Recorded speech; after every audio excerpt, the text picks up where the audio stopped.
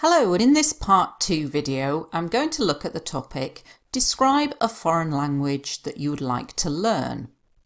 You should say what it is, where it is spoken, how you plan to learn it, and explain why you want to learn this language. Now, I spent quite a lot of time thinking about what was the most appropriate language to use, and I picked Italian. I can already speak Italian, but I was trying to think of a language that not many of you would speak, and I don't have any Italians on this course that I'm aware of, and so that's the reason for picking this language. Obviously, you can choose any language you like and still use some of these words and phrases, but if you're struggling, then just use Italian. I'm pleased you've asked me this question because there is a language that I've been dying to learn for ages and I've never got round to it. Hopefully, talking about it now might encourage me to stop procrastinating and start learning. Anyway, the language in question is Italian. Italian is spoken in Italy, obviously, and I'm not entirely sure if it's spoken anywhere else, but I don't think so. So it could be argued that it's not as useful as Spanish, which is the second most spoken language in the world by native speakers. However, it has been a lifelong dream of mine to go to Italy, and being able to speak the language would make my trip more pleasurable, as I would be able to read menus and converse with the locals. I guess there are a number of ways I could learn it, such as an online course or buy a book, but my preferred method would be to go to the country and live there for around a year in order to become fluent. Sadly, that is just a pipe dream and it's never going to happen, so I'll have to make do with an online course for starters. As I touched upon earlier, I want to learn it to make a visit there more enjoyable. But a further reason is I am fascinated by Italian food and love watching cookery shows set in Italy, and this has stimulated my desire to learn this language. It is such a beautiful sounding language as well, and very different from my mother tongue. To be perfectly honest, I've been bone idle, and I need to stop messing about, purchase a course and get started. There's quite a lot of good vocabulary in here. I might not be able to go through every single thing, but I'll try and look as much as possible. I've been dying to learn. If you've been dying to do something, it means you really, really want to do it. I've been dying to learn how to play the guitar. I've been dying to go to America, and it means you're really desperate. You really want to do it. So a great phrase that you could use in lots of part 2s, because if it's about a job that you would like to do, a place that you would like to visit, a film that you would like to see, any topic you could use. I've been dying to do this for ages, and for ages means for a long time. Quite informal, but great for IELTS speaking.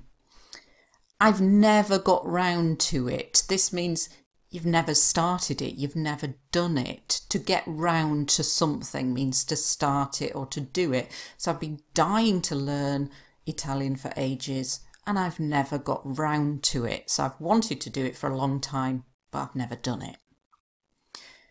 Procrastinating. The verb is to procrastinate. The noun is procrastination. And this means to not do something, to put it off until another time. So, I'll do it tomorrow. I'll do it next week. I do this all the time with cleaning, because I hate cleaning. I'll do it later. And then I run out of time and don't do it. So to procrastinate means to leave something until later. I'm sure if you're a student, you procrastinate with your homework. So I need to stop procrastinating and start learning. It means stop putting it off for later. To put something off means to delay it. Anyway, the language in question, it means the language, it's just the language is, but by using it in question, I'm really focusing in on what it is. It's like I'm answering now the question, the language in question. You could use this for other topics. If you're talking about a book, the book in question is Harry Potter. A film, the film in question is Crazy Rich Asians. So useful little phrase to pop in. In this topic you can use passive. Italian is spoken, Korean is spoken, Chinese is spoken, whatever. Make sure you get the passive in there for your grammatical range. And a phrase that I use a lot and I want you to make sure you use, I'm not entirely sure. So instead of saying I don't know. It has been a lifelong dream, so something that you've wanted to do for a long time, and again can use for other topics. To converse with means to talk with, to communicate with, and the locals are the people who live in Italy. So to converse with the locals.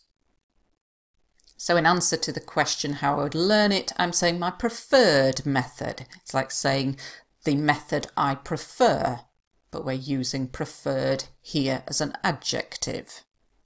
And as you're talking about languages, a very important word, fluent, to be able to speak it perfectly. Now I nearly didn't put this phrase in because it's quite a complex one, but if you are very advanced and you can remember it, a good one for talking about things that you would like to do in the future, but you probably won't do. A pipe dream is a kind of unrealistic dream that will never happen. So I would love to become an opera singer, but it's a pipe dream. It's never gonna happen. And I'll have to make do with, I'll just have to accept that all I can do is an online course for starters. And that's like saying, first of all, so the thing I'm going to start with for starters. And again, this is quite informal and could be used in general Task 1 letters if it was an informal letter, but not for Task 2 academic. As I touched upon earlier, this is about like saying, as I mentioned, but I haven't said it that clearly or that obviously, but I've touched upon it. This means I've made some reference to it. So a bit like saying as previously mentioned, but a bit softer than that, as I touched upon earlier, but very complex language. It has stimulated my desire. So I want to learn this language. It's stimulated. It's sparked an interest is another way of saying this. And as we're talking about languages, very important to put in your mother tongue. That's the language you speak, the language you learnt as a baby. Bone idle. This means very, very lazy. Idle means lazy, and we use it with this word in front of it, bone idle. I've no idea why.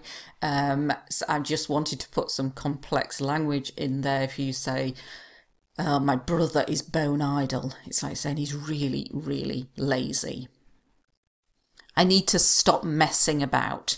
Messing about is what children do in schools and they get told off by the teacher, but also if you're messing about, you're not taking it seriously, you're not focusing on it and just doing it. And I've been procrastinating and I've not learnt it, so I'm now saying to myself I need to stop messing about.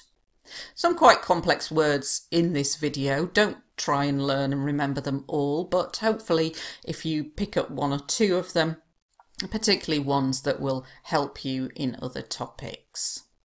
Thanks for watching.